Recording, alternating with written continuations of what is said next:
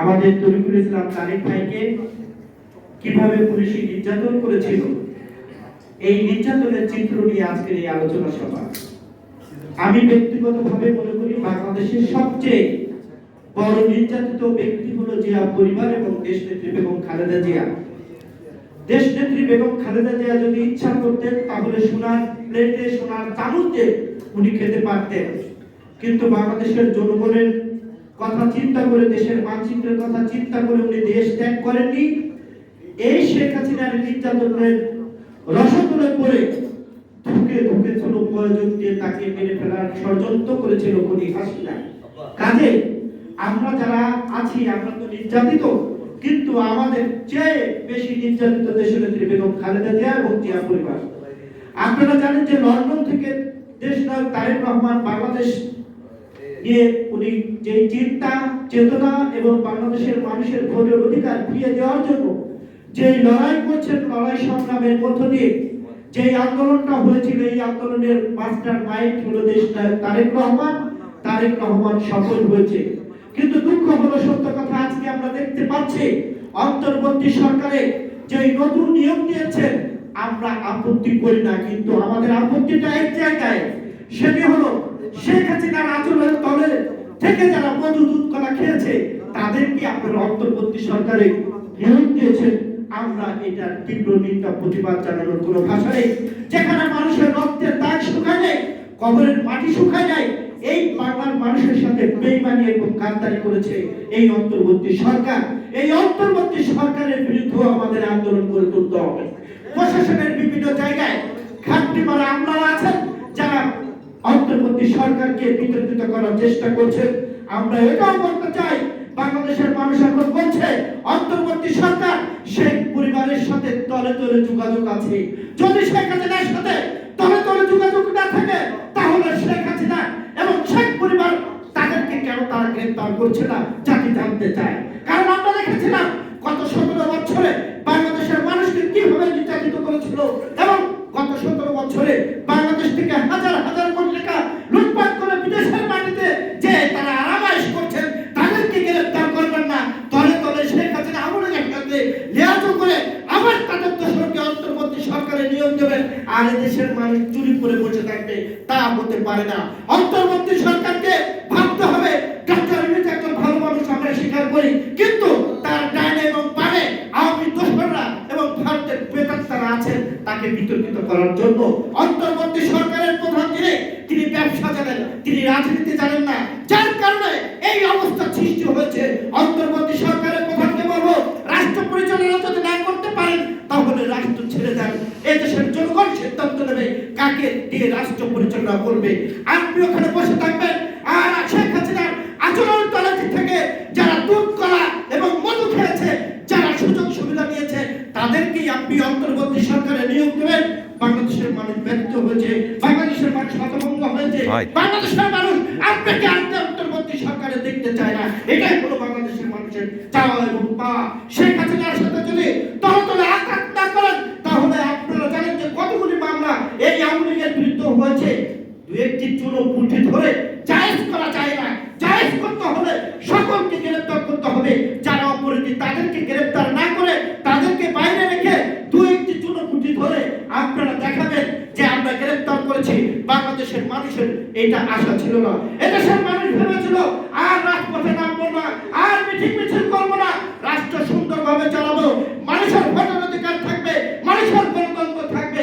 কিন্তু এখন আকাশে দেখছি রাজনৈতিক একটি অন্ধকার দেখা যাচ্ছে, যেই অন্ধকার থেকে বাংলাদেশের মানুষ মুক্তি পাবে কিনা সেটাও কিন্তু সন্দেহ। আমরা দেখছি এই কষাই মতে পৃষ্ঠপোষকতা করে খুনি হাসিনাকে আশ্রয় দিয়ে সেখান থেকে বাংলাদেশের মাটি দিয়ে ষড়যন্ত্র করছে। কষাই মতেকে বলতে চাই নিজের ঘর সামলান, নিজের ঘর না সামলিয়ে অন্যদের বিরুদ্ধে ষড়যন্ত্র করবেন, সেই ষড়যন্ত্র কিভাবে রুখে দিতে হয় তা বাংলাদেশের মানুষ জানে। 5 আগস্ট যেমন 78 বছরের যুবতী শেখ হাসিনাকে আমরা দাঁড়িয়ে আপনার কাছে দিচ্ছি, আপনার প্রেমিকাকে আমরা বিরুদ্ধে আন্দোলন করতে পারবো। আপনি ভাববেন না 1971 সালে পাকিস্তানের আগ্রাসন আমরা মানিনি, ভারতের আগ্রাসন মানিনি, আর মানব না। একটু আগে বক্তব্য দিলেন, সেটা হলো যে মণিপুরের মানুষ স্বাধীনতা চাচ্ছে, নিজের ঘরে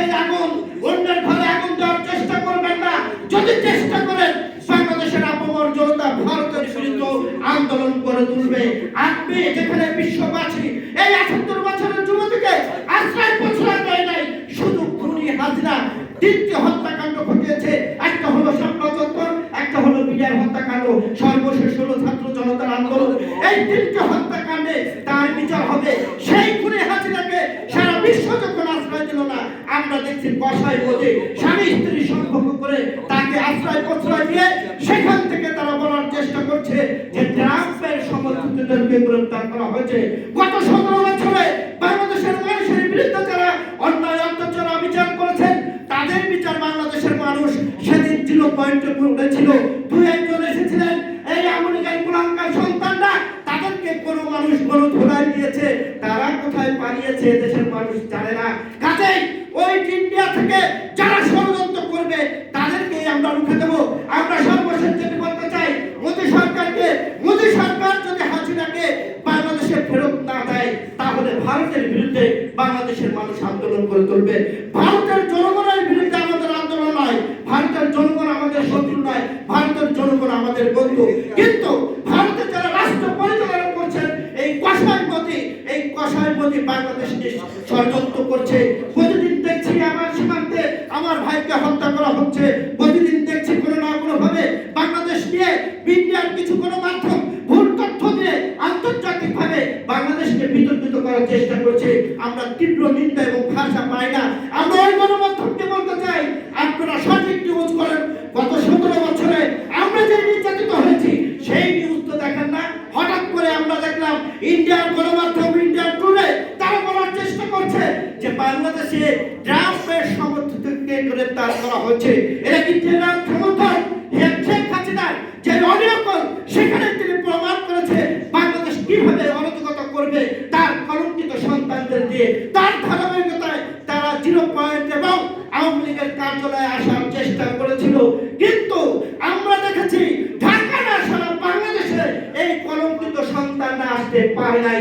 দু একজন যারা এসেছিলেন কোন মানুষ তাদেরকে কোনো ধুলাই দিয়ে ওখান থেকে তাড়িয়ে দিয়েছে। এখন পাগলের মতো কোথায় যায় লুকিয়ে আছে আমরা জানি না। সর্বশেষ যে কথাটি বলতে চাই, রাশেদ প্রধান আছেন সবসময় ভারত বিরোধী বক্তব্য দিয়ে থাকেন, আমাদের আলমগীর ভাই আছে। আমরা যদি ঐক্যমত না পৌঁছাতে পারি, ভারত আমাদেরকে খান খান করে দেবে, ভারত আমাদেরকে জ্বালিয়ে পুড়ে মারবে। ভারত গত ১৭ বছর আমার ভোটের অধিকার থেকে যেভাবে আমাকে দূরে রেখেছিল, গণতন্ত্র থেকে দূরে রেখেছিল, বাংলাদেশকে ষড়যন্ত্র করেছিল, আমারও ভারত চেষ্টা করছে বাংলাদেশে অরাজকতা করে পুনর্বাসন করার চেষ্টা করছে আওয়ামী লীগকে। বাংলাদেশের মানুষ আওয়ামী লীগকে তাড়িয়েছে, আওয়ামী লীগকে আর বাংলাদেশে দেখতে চায় না। অন্তর্বর্তী সরকারের প্রধানকে বুঝতে হবে, আপনি যদি অন্তর্বর্তী সরকারের থেকে আওয়ামী লীগের লোকজনকে পুনর্বাসন করার চেষ্টা করেন, বাংলাদেশের মানুষ আপনাদেরকে রুখে দেবে। সকলকে ধন্যবাদ জানিয়ে আমি আমার কথা শেষ করছি।